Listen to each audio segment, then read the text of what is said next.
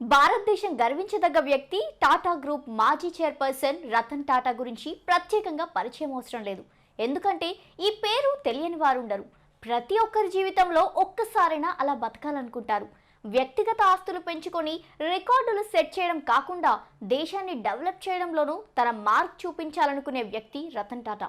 ఆయన సంపాదన గురించి చెప్పాలంటే లెక్కల్లో ఉన్న అంకెలు చాలు. ట్రెండ్కి తగ్గట్టు సోషల్ మీడియాలోనూ లెక్కలేనంత ఫ్యాన్ ఫాలోయింగ్ సంపాదించారు. సుమారు 12.7 మిలియన్ ఎక్స్ ఫాలోవర్స్ ఉన్నారు. 9 మిలియన్ ఇన్స్టాగ్రామ్ ఫాలోవర్స్ కలిగిన 85 ఏళ్ల రతన్ టాటా గురించి ఎన్నో ఆసక్తికర విషయాలు ఈ వీడియోలో చూద్దాం. ఈయన పూర్తి పేరు రతన్ నావల్ టాటా. 1937 డిసెంబర్ 28న రతన్ జన్మించారు.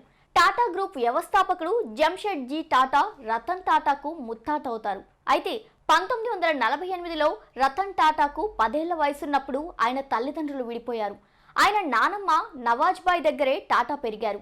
అయితే రతన్ టాటా 8వ తరగతి వరకు ముంబైలోని క్యాంపియన్ స్కూల్లో, ఆ తర్వాత ముంబైలోని క్యాథడ్రల్ అండ్ జాన్ కానన్ స్కూల్లో, సిమ్లాలోని బిషప్ కాటన్ స్కూల్లో చదివారు. 1955లో న్యూయార్క్ నగరంలోని రివర్ డెల్ కంట్రీ స్కూల్ నుంచి డిప్లొమా పొందారు. ఇక 1961లో రతన్ టాటా టాటా గ్రూప్లో తన కెరీర్ను ప్రారంభించాడు. హార్వర్డ్ బిజినెస్ స్కూల్లో గ్రాడ్యుయేషన్ కంప్లీట్ చేశారు. కార్నెల్ యూనివర్సిటీ కాలేజ్ ఆఫ్ ఆర్కిటెక్చర్లో రతన్ టాటా పూర్వ విద్యార్థి కూడా.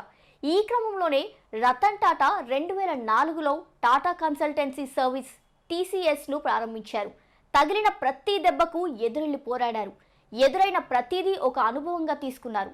ఓడిన ప్రతి అడుగు గెలుపుకి పునాది వేసింది. అలాగే Anglo Dutch steel maker Corus, British tea సంస్థ Tetley, British automotive company Jaguar Land Rover విలీనాలతో ప్రపంచ దృష్టిని ఆకర్షించింది. ఈ క్రమంలోనే భారతదేశంలోని మధ్యతరగతి ప్రజలు భరించగలిగే చౌకైన కారును తయారు చేయాలని 2009లోనే రతన్ టాటా వాగ్దానం చేశాడు. చెప్పినట్టుగానే 1,00,000కు టాటా నానోను లాంచ్ చేశారు. అంచెలంచెలుగా ఎదిగి ఎవ్వరూ అందుకోలేని స్థాయికి చేరాడు. అలాగని తోటి వారికి సాయం చేయడం మానలేదు. ఎంత ఎదిగినా ఒదిగి ఉండాలనే తత్వం, ఆయన దాతృత్వం విషయంలో కూడా రతన్ టాటా ప్రసిద్ధి చెందారు. భారతదేశానికి చెందిన అండర్ గ్రాడ్యుయేట్ విద్యార్థులకు ఆర్థిక సహాయం అందించడానికి కార్నెల్ విశ్వవిద్యాలయంలో $28 మిలియన్ టాటా స్కాలర్షిప్ నిధిని అతని నాయకత్వంలో టాటా గ్రూప్ ఏర్పాటు చేసింది. ఇక 2010లో హార్వర్డ్ బిజినెస్ స్కూల్లో ఎగ్జిక్యూటివ్ సెంటర్ నిర్మాణానికి ఏకంగా $50 మిలియన్ టాటా గ్రూప్ విరాళంగా ఇచ్చింది. దీంతో ఆ సెంటర్కు టాటా హాల్ అని పేరు పెట్టారు. 2014లో IIT బాంబేకు 95 కోట్ల రూపాయలు విరాళంగా ఇచ్చారు టాటా గ్రూప్. అయితే ఆ విరాళంతో Tata centre of technology and డిజైన్ను ఏర్పాటు చేసింది.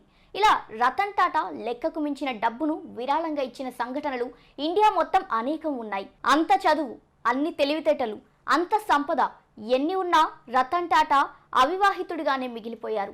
దీని వెనుక ఓ పెద్ద కథే ఉంది. టాటాకు కూడా ఒక లవ్ స్టోరీ ఉందట. తాను లాస్ ఏంజల్స్లో పనిచేస్తున్న రోజుల్లో ప్రేమలో పడినట్టు చెప్తారు టాటా. కానీ 1962 ఇండో చైనా యుద్ధం కారణంగా ఆ అమ్మాయి తల్లిదండ్రులు ఆమెను ఇండియాకు పంపడానికి నిరాకరించారట. దీంతో ఇంకేముంది, ఆమె జ్ఞాపకాలతోనే తర్వాత పెళ్లి ఊసేలేదు టాటాకి. ఇక తన శేష జీవితం అంతా డబ్బు, వ్యాపారంలోనే మునిగి తేలారు.